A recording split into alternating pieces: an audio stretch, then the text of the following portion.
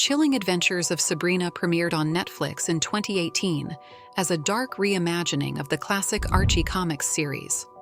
Far from the light-hearted and comedic tone of Sabrina the Teenage Witch from the 90s, this new version plunged us into a world filled with magic, occultism, satanic rituals, and deep moral dilemmas.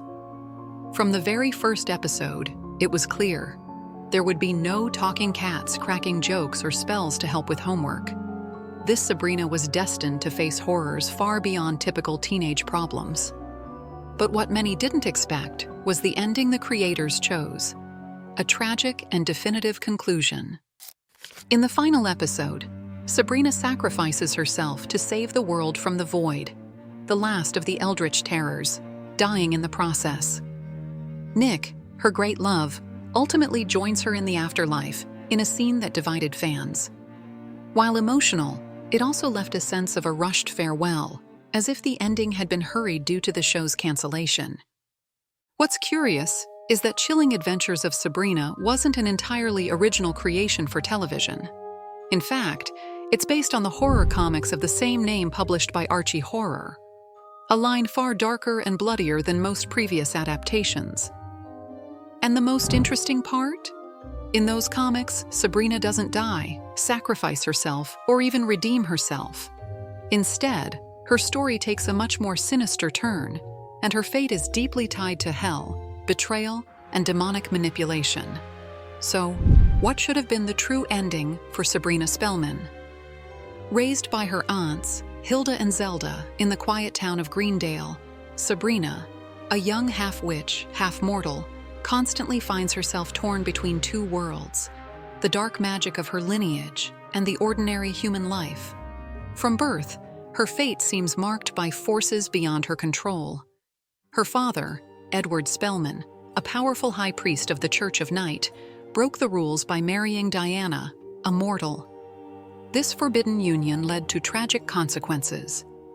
Edward was betrayed and trapped inside a tree by his own sisters, while Diana was condemned to a mental institution, left unable to care for her daughter.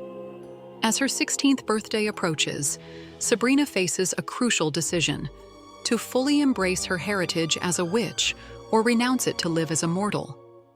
In the midst of this crossroads, Madame Satan reemerges, formerly known as Lola, an ex-lover of Edward who, consumed by jealousy and revenge, seeks to destroy the Spellman family. Accidentally freed from hell by two novice witches, Lola takes on a new identity and infiltrates Sabrina's life, manipulating events from the shadows. Meanwhile, Sabrina's relationship with Harvey Kinkle, her mortal boyfriend, is tragically affected by these schemes.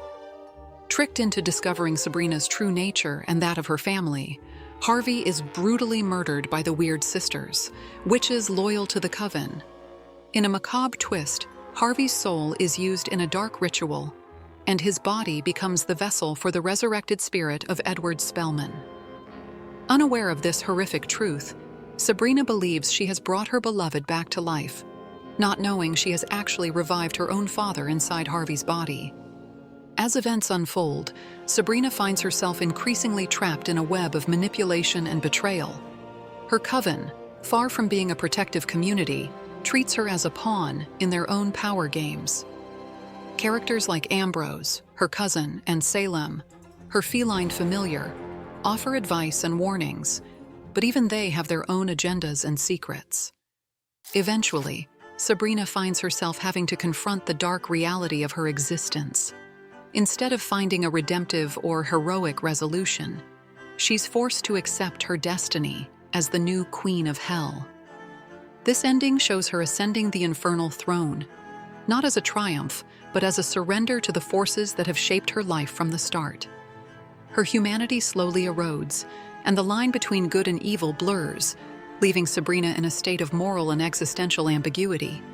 As is clear, while the Netflix series was directly inspired by the Chilling Adventures of Sabrina comics created by Roberto Aguirre Sacasa, it ultimately took a very different path. From the fate of its protagonist to the roles of secondary characters, there are fundamental differences that not only reshape the narrative, but completely change the central message of the story. In the Netflix series, Sabrina becomes a kind of tragic heroine. Over the course of the seasons, she defies hell, demons, the Church of Night, her own doppelganger, and finally, the eldritch terrors, until she sacrifices herself to save others. Her death marks the definitive end of her arc, delivering a message of redemption and selflessness. But in the darker comics, none of that takes place. There are no two versions of Sabrina. She doesn't die. She doesn't sacrifice herself. In fact, she's constantly manipulated by dark forces. Instead of becoming a martyr, Sabrina spirals deeper into the world of darkness. In the most recent issues of the comic, she even begins to embrace her role as part of the infernal legacy, with a far more pronounced moral ambiguity than in the series. In a faithful adaptation, the series would have culminated with Sabrina accepting her role as the heir to hell, not out of a thirst for power, but because she had no other choice. Hell needs a queen, and she, being half mortal, half witch, represents the perfect balance between both worlds. Instead of sacrificing herself to save others, she would have embraced her dark side, accepting that there's no longer a possible return to a normal life. In the series, the Coven is depicted as a community with strict rules, but a degree of humanity. Zelda and Hilda, though strict, ultimately display deep love for Sabrina. Even the weird sisters have moments of redemption. In the original story, the Coven is cold, manipulative, and extremely dangerous. There's no room for affection. Sabrina is seen either as a tool or a threat, depending on what serves their interests. Zelda is authoritarian and fanatical. Hilda, while softer, still participates in bloody rituals. The Coven has no intention of protecting Sabrina. They're determined to mold her into what they consider a true witch, no matter the cost. The series introduces the eldritch terrors in its final stretch, leaning heavily into Lovecraftian cosmic horror. In the comics, however, these enemies don't exist. The horror comes from elsewhere. Religious fanaticism, the abuse of power, family betrayals, and the burden of a dark legacy. That's why the ending doesn't need an external threat like the Void. Sabrina's true enemy is the destiny imposed by her bloodline, and the way everyone around her has conspired to ensure it's fulfilled. She doesn't need to save the world. She needs to save herself. And she fails.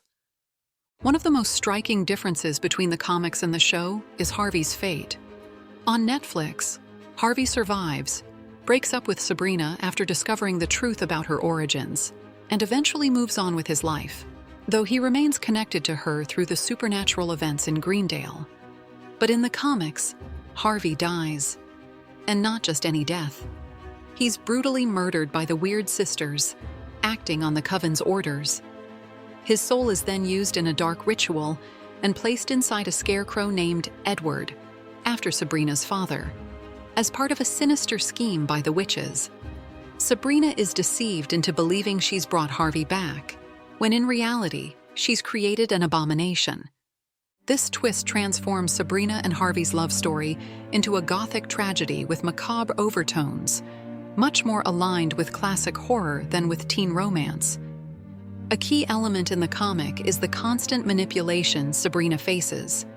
Lilith, posing as teacher Eve Putnam, becomes her mentor and friend, only to use her as a pawn in her revenge against Satan.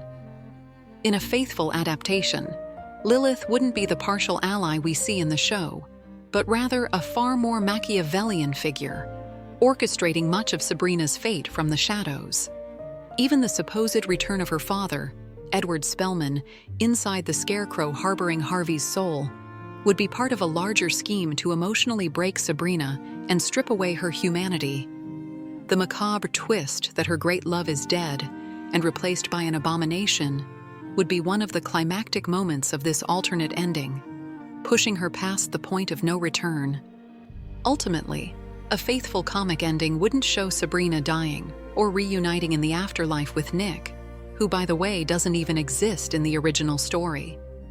It would likely end with her seated on the infernal throne, crowned queen, gazing into the void with a mixture of sorrow, power, and resignation. The audience would be left wondering, Is this really the same Sabrina we met at the beginning? Or is there nothing left of her? This kind of ending would have been far truer to the gothic, bloody, and psychological tone of the comics. It doesn't aim for redemption, triumph, or cheap sentiment. Its goal is to unsettle you, to remind you that real horror doesn't always stem from monsters or demons, but from difficult choices, manipulation, and fate. Let me know in the comments what other topics you'd like to see covered on the channel, and remember, if you enjoy this type of video, the best way to support me is by leaving a like, subscribing, and turning on the notification bell. See you in the next video.